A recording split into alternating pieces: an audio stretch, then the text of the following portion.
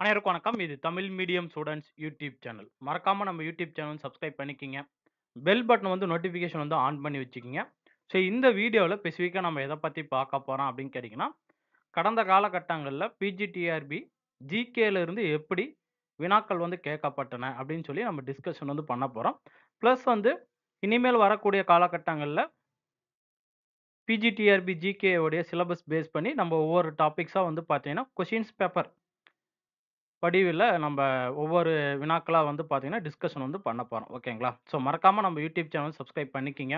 Bell பட்டன வந்து notification வந்து ஆன் பண்ணி வச்சுங்க. சப்போஸ் வீடியோ குவாலிட்டி கம்மியா இருக்குன்னு நெனச்சீங்கன்னா, யூடியூப்ல வீடியோ குவாலிட்டி சேஞ்சுன்னு சொல்லக்கூடிய ஆப்ஷன் ஒண்ணு இருக்கும். அது சேஞ்ச் பண்ணும்போது வீடியோ வந்து கிளியரா தெரியும். ஓகேங்களா? ஸோ இன்னைக்கு நாம பார்க்கக்கூடிய டாபிக்ஸ் என்னன்னு கேட்டீங்கன்னா, லாஸ்ட் வீடியோல நான் சொல்லியிருப்பேன். பிஜிடிஆர்பியோட ஜிகே சிலபஸ் பத்தி சொல்லியிருப்பேன். அது பார்க்காதவங்க பாருங்க. இன்னைக்கு டைரக்ட்டா வந்து பார்த்தீங்கன்னா, நம்ப யூனிட் நம்பர் 2 வந்து பார்க்க போறோம். இந்தியன் கான்ஸ்டிடியூஷன் ஓகேங்களா? அது இந்திய அரசமைப்பு அப்படின்னு சொல்லக்கூடியது. இது எங்கெங்க இருக்கு அப்படிங்கிறது கண்டிப்பா நம்ம தெரிஞ்சுக்கணும். அத பார்த்துட்டு அதுக்கப்புறமா வந்து பார்த்தீங்கன்னா, நம்ப கொஸ்டின்ஸ் பேப்பர் வந்து டிஸ்கஷன் வந்து பண்ணலாம். ஓகேங்களா? ஃபர்ஸ்ட் ஆஃப் ஆல் வந்து பார்த்தீங்கன்னா, இந்த யூனிட் நம்பர் 2ல இந்திய அரசமைப்புல வந்து பார்த்தீங்கன்னா, நமக்கு கம்பல்சரி ஒரு கொஸ்டின் வந்து கேட்பாங்க. இது முக்கியமான சாப்டர் எதுன்னு கேட்டீங்கன்னா, 10த் சோசியல் சயன்ஸ் குடிமையில இருக்கக்கூடிய ஒரு டாபிக்ஸ் ஓகேங்களா? குடிமையில இருக்கக்கூடிய ஃபர்ஸ்ட் யூனிட். இதுதான் மிக மிக முக்கியமானது. கண்டிப்பா 10த் சோசியல் சயன்ஸ் குடிமியல் ஃபர்ஸ்ட் யூனிட் வந்து படிச்சீங்கன்னா, கண்டிப்பா நம்ம ஒரு கொஸ்டின் வந்து எதிர்பார்க்கலாம். ஓகேங்களா? அதே மாரி 12ஆம் வகுப்புல வந்து பார்த்தீங்கன்னா, உங்களுக்கு குடுத்திருப்பாங்க. 12ஆம் வகுப்பு அரசியல் அறிவியல் அப்படின்னு சொல்லக்கூடிய பொலிட்டிக்கல் சயன்ஸ் ஓகேங்களா? அதுல ஃபர்ஸ்ட் யூனிட்ல வந்து பார்த்தீங்கன்னா, இந்திய அரசமைப்பு அப்படின்னு சொல்லியிருப்பாங்க. இது வந்து கண்டிப்பா நம்ம பார்த்திருக்கணும். 2வது 6த் ஸ்டாண்டர்ட்ல இருக்கக்கூடிய ஹிஸ்டரி. 6த் ஸ்டாண்டர்டு சோசியல் சயன்ஸ்.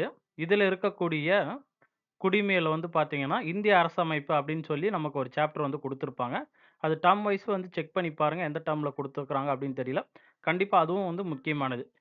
இப்ப நான் சொல்லக்கூடிய இந்த 3 புக்குங்கிறது 10த் சோசியல் சயன்ஸ், 11த் பொலிட்டிக்கல் சயன்ஸ், 6த் சோசியல் சயன்ஸ்ல இருக்கக்கூடிய குடிமியல் ஓகேங்களா? இந்திய அரசமைப்பு. இது கண்டிப்பா நீங்க படிச்சீங்கன்னா, 1 மார்க் வந்து நம்ம எதிர்பார்க்கலாம். ஓகேங்களா? ஸோ இந்தியன் கான்ஸ்டிடியூஷன் பொறுத்தவரைக்கும் நமக்கு வந்து இந்த புக்கே போதுமானது.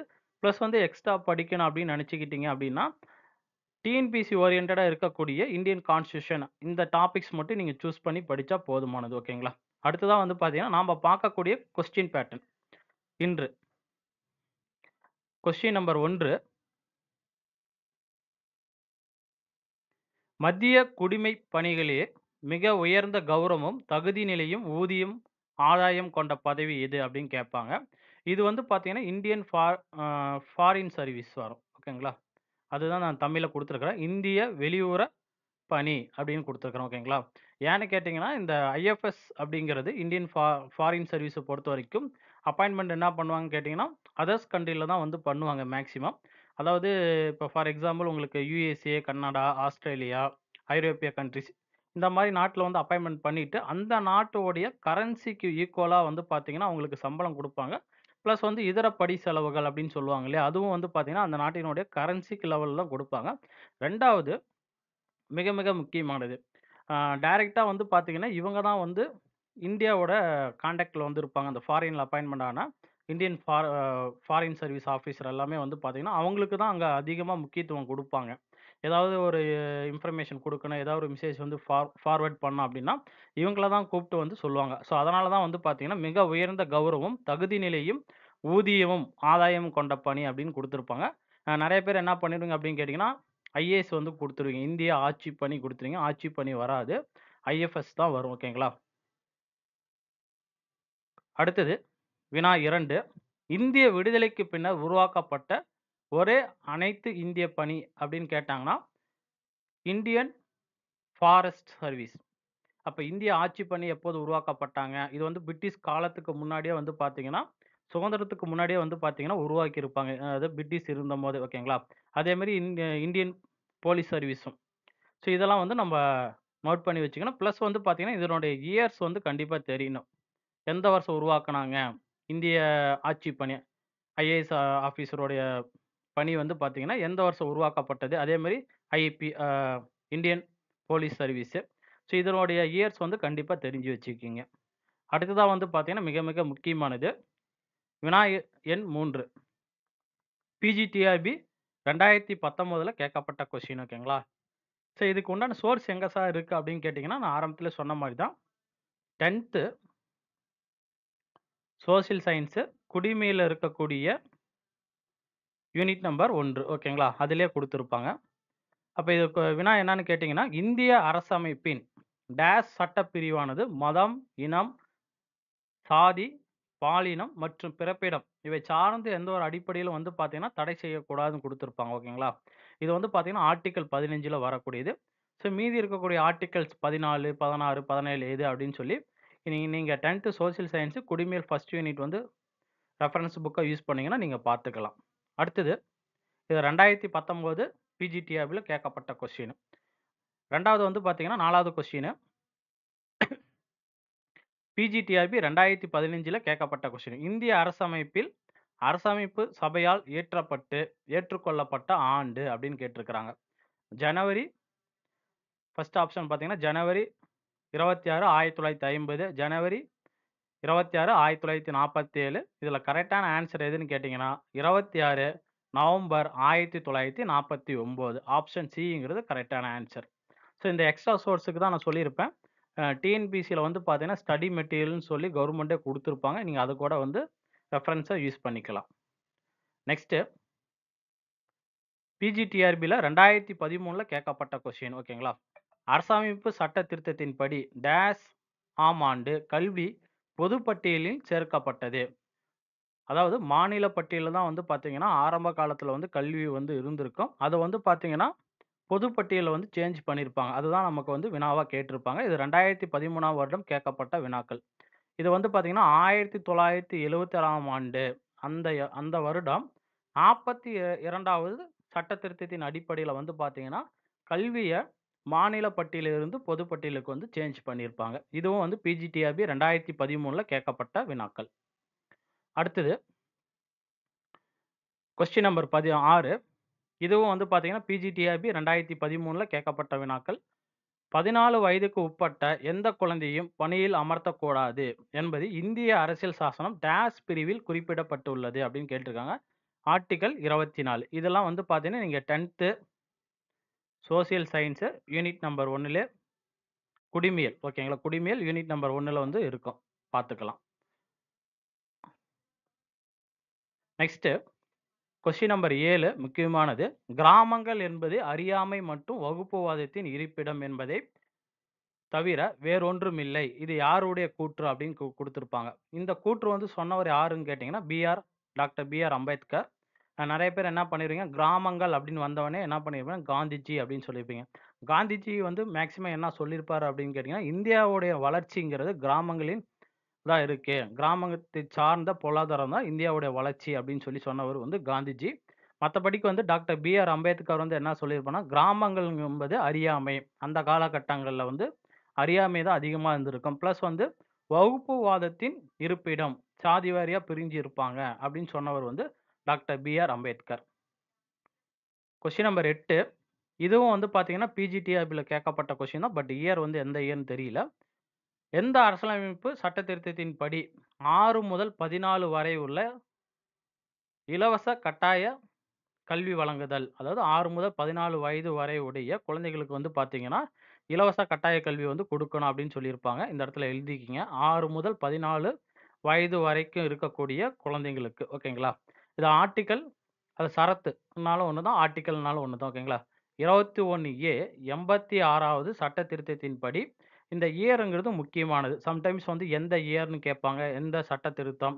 இல்லைன்னா ஆர்டிகிள்ஸ் பேஸ் பண்ணி குடுத்துருவாங்க. ஸோ, அதனால தான் உங்களுக்கு நான் 3மே குடுத்துருப்பேன். 86வது சட்ட திருத்தத்தின் அடிப்படையில வந்து பார்த்தீங்கன்னா, உங்களுக்கு சொல்லியிருப்பாங்க. இயர் 2002. அடுத்ததா வந்து பார்த்தீங்கன்னா, கொஸ்டின் நம்பர் 9. இதுவும் பிஜிடிஆர்பில கேட்கப்பட்ட கொஸ்டின் 2019 நெனைக்கிறேன். 2019 அல்லது 2022ல கடைசியா நடந்த எக்ஸாம் இருக்கு இல்லையா? அந்த எக்ஸாம்ல வந்து கேட்டிருப்பாங்க. பிசிக்ஸ் மேஜர்ல கேட்கப்பட்ட கொஸ்டின் நெனைக்கிறேன். கீழ்க்கண்டவற்றில் எந்த சரத்து பட்டங்கள் ஒழிப்பை பற்றி கூறுகிறது. பார்த்தீங்கன்னா, ஆர்டிக்கிள் 18 ஆப்ஷன் சிங்கிறது கரெக்ட். இதுவும் வந்து பார்த்தீங்கன்னா, உங்களுக்கு 10த் சோசியல் சயன்ஸ்லயே இருக்கும். இதுவும் 10த் சோசியல் சயன்ஸ்லயே இருக்கும். எங்கேயுமே தேட வேண்டாம். 10த் சோசியல் சயன்ஸ் குடிமையியல்ல ஃபர்ஸ்ட் யூனிட் படிச்சாவே, உங்களுக்கு அந்த 1 மார்க் வந்து ஈஸியா நம்மளால வாங்க முடியும். அடுத்ததா வந்து பார்த்தீங்கன்னா, முற்றிலும் அரசாங்க நிதியில் செயல்படும் கல்வி நிறுவனங்கள் சமய போதனை செய்யக்கூடாது என்று எந்த சரத்து கூறுகிறது? இதுவும் பிஜிடிஆர்பில கேட்கப்பட்ட கொஸ்டின் தான். சரத்து 28 ஆர்டிக்கிள் 28. அடுத்ததா வந்து பார்த்தீங்கன்னா, சிறுபான்மையினர் கல்வி நிறுவனங்கள் ஏற்படுத்தி நிர்வகிக்கும் உரிமையளிக்கும் சரத்து. ஆர்டிக்கிள் 30. இதெல்லாம் முக்கியமான இது கொஸ்டின் நம்பர் 12ங்கிறது கரண்ட் அஃபேர்ஸ் ஓரியன்டடா இருக்கக்கூடியது. அதாவது அக்டோபர் 3ஆம் தேதி 2024 நிலவரப்படி வந்து பார்த்தீங்கன்னா, இந்தியாவில் எத்தனை மொழிகள் செம்மொழி அந்தஸ்தை பெற்றுள்ளன? 11 மொழிகள் வந்து சொல்லியிருப்பாங்க. லாஸ்ட்டா நடந்த இதுல. அக்டோபர் 3, 2024 நிலவரப்படி வந்து பார்த்தீங்கன்னா, இந்தியாவில் இருக்கக்கூடிய செம்மொழிகள் வந்து பார்த்தீங்கன்னா, 11 செம்மொழிகள். நம்ம புக்ல வந்து செம்மொழிகள் குடுத்திருப்பாங்க. அதுல வந்து பார்த்தீங்கன்னா 5 பாஸ்ட் தான் குடுத்திருப்பாங்க. பிரசன்ட்ல வந்து எவ்வளோ இன்கிரீஸ் ஆயிருக்கு அப்படின்னு சொல்லியிருக்க மாட்டாங்க. ஸோ, அதுக்காக இது நோட் பண்ணி வச்சுக்கங்க. கண்டிப்பான ஒரு முக்கியமான கொஸ்டின் ஓகேங்களா? அடுத்ததா வந்து பார்த்தீங்கன்னா, 13 அக்டோபர் 3, 2024 அன்று நடந்த மத்திய அமைச்சரவை கூட்டத்தில் புதிதாக எத்தனை செம்மொழிக்கு அந்தஸ்து வழங்கப்பட்டது அப்படின்னு கேட்டிருக்கிறாங்க. அந்தஸ்து வழங்க ஒப்புதல் அளிக்கப்பட்டது. 5 மொழிகள். ஓகேங்களா? அப்ப 5 மொழிகள் வந்து பார்த்தீங்கன்னா, புதுசா வந்து ஆட் பண்ணியிருப்பாங்க. ஸோ, அதுக்கு முன்னாடி வந்து எத்தனை செம்மொழிகள் இருந்துச்சுன்னு கேட்டீங்கன்னா, 6 அப்படின்னு நாம் சொல்லியிருப்போம். ஓகேங்களா? ஸோ, இந்த இடத்துல வந்து பார்த்தீங்கன்னா, உங்களுக்கு 5ன்னு நான் சொல்லியிருப்பேன். ஸோ, இதுக்கு முன்னாடி இருந்த மொழிகளோட எண்ணிக்கை வந்து பார்த்தீங்கன்னா, செம்மொழிகள் 6. இந்த 3 அது அக்டோபர் 3ஆம் தேதி 2024ல வந்து பார்த்தீங்கன்னா, எக்ஸ்ட்ரா வந்து 5 செம்மொழிகள் வந்து மத்திய கவர்மெண்ட் வந்து சொல்லியிருப்பாங்க. கொஸ்டின் நம்பர் 14 மிக மிக முக்கியமானது. 2025ஆம் ஆண்டு முதல் தமிழக அரசு சார்பில் எந்த நாள் செம்மொழி தமிழ் நாளாக கொண்டாடப்படும் என அறிவித்தது? ஜூன் 3ஆம் தேதி. முக்கியமானது. அடுத்தது வந்து பார்த்தீங்கன்னா, கொஸ்டின் நம்பர் 15 எந்த சட்ட திருத்தத்தின் அடிப்படையில் அடிப்படை கடமைகள் சேர்க்கப்பட்டுள்ளன? 42வது சட்ட திருத்தம். இது வந்து பார்த்தீங்கன்னா, 10த் சோசியல் சயன்ஸ்லயே இருக்கும். ஓகேங்களா? நெக்ஸ்ட் 6 வயதுக்கு உட்பட்ட அனைத்து குழந்தைகளுக்கும் இலவச கல்வி வழங்கும் சரத்து எது அப்படின்னு கேட்டிருப்பாங்க. ஆர்டிகிள் 45 சட்ட திருத்தம். இது வந்து பார்த்தீங்கன்னா, ஆரம்ப காலத்துல இருந்தக்கூடிய ஒரு சட்ட திருத்தம். அதெல்லாம் சேஞ்ச் பண்ணிட்டு, அதுக்கப்புறமா என்ன பண்ணியிருப்பாங்கன்னு கேட்டீங்கன்னா, ஆர்டிகிள் 21 வந்து கொண்டு வந்து சேர்த்திருப்பாங்க. இந்த சோர்ஸ் வந்து தெளிவா படிக்கணும் அப்படின்னு நினைச்சீங்கன்னா, இந்த கொஸ்டின்ஸ்க்கு தேவையான ஆன்ஸர் வந்து தெளிவா படிக்கணும் அப்படின்னு நினைச்சா 10த் சோசியல் சயன்ஸ்ல தெளிவா குடுத்திருப்பாங்க. ஓகேங்களா? 6 வயதுக்கு உட்பட்ட அனைத்து குழந்தைகளுக்கும் இலவச கல்வி வழங்கும் சரத்து வந்து பார்த்தீங்கன்னா, 45வது சட்ட திருத்தம். இந்த சட்ட திருத்தத்த வந்து சேஞ்ச் பண்ணிட்டு தான் 21 ஆர்டிகிள்ஸ் வந்து கொண்டு வந்திருப்பாங்க. கொஸ்டின் நம்பர் 17 எந்த அரசமைப்பு சட்டத்திருத்தின் மூலமாக வாக்களிக்கும் வயது 21லிருந்து 18ஆக குறைக்கப்பட்டது? 61 அரசமைப்பு சட்ட திருத்தம் பிளஸ் வந்து இயர் வந்து கண்டிப்பா தெரிஞ்சுக்கணும். 1988 நல்லா ஞாபகம் வச்சுக்கங்க.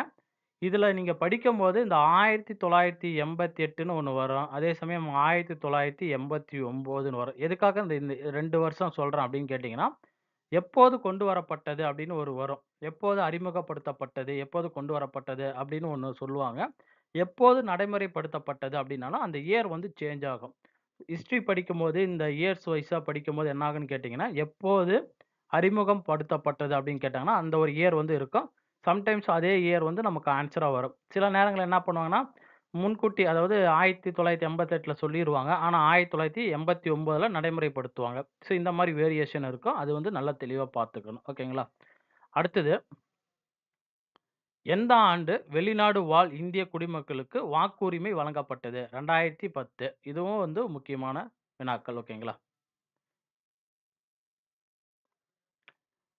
அடுத்தது கொஸ்டின் நம்பர் 19 இதுவும் வந்து பார்த்தீங்கன்னா, ஒன்ஸ் அப்பான் டைம்ல பிஜிடிஆர்பில கேட்கப்பட்ட கொஸ்டினு.